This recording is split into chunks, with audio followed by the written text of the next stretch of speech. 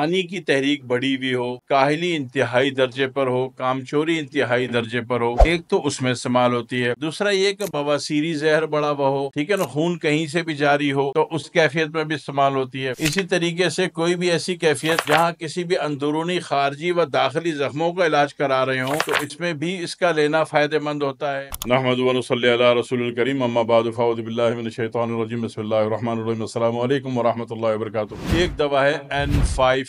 N5K اس وقت استعمال ہوتی ہے جب بندے کے اندر جو ہے اعصابی تحریک بڑھی ہوئی ہو، پانی کی تحریک بڑھی ہوئی ہو، کاہلی انتہائی درجے پر ہو، کامچوری انتہائی درجے پر ہو، ایک تو اس میں استعمال ہوتی ہے۔ دوسرا یہ کہ بواسیری زہر بڑا ہوا ہو، ٹھیک ہے نا، خون کہیں سے بھی جاری ہو تو اس کیفیت میں بھی استعمال ہوتی ہے۔ اسی طریقے سے کوئی بھی ایسی کیفیت جہاں کسی بھی اندرونی، خارجی و داخلی زخموں کا علاج کرا رہے ہوں تو اس میں بھی اس کا لینا فائدہ مند ہوتا ہے، ٹھیک ہے جی۔ چوتھی بات یہ ہے کہ جس کی انیشل شوگر ہو اس کو بھی N5K انتہائی فائدہ مند ہوتی ہے، اور یوز کرنے کے اعتبار سے N5K بہت بڑا اینٹی انفیکشن بھی ہے۔ N5K یعنی کہ کینسر کے کیس میں بھی ایز اے سپورٹر میڈیسن بہت اچھا کردار ادا کرتی ہے، اور یوز کرنے کے اعتبار سے اس کا آسان طریقہ یہ ہوتا ہے کہ ہر کھانے کا آدھے گھنٹے بعد اس کی ایک گولی میں شکل میں ہے تو گولی لے لے پانی سے، یا پاؤڈر فارم میں تو کوارٹر ڈھکن لے لیں سادے پانی سے۔ بہت جلدی ترین پوری باڈی کے انفیکشن کو بہت تیزی سے یہ واش کر دیتی ہے، باڈی سے، باڈی کو کلیئر کر دیتی ہے۔ N5K دوا کا نام آپ یاد رکھیے۔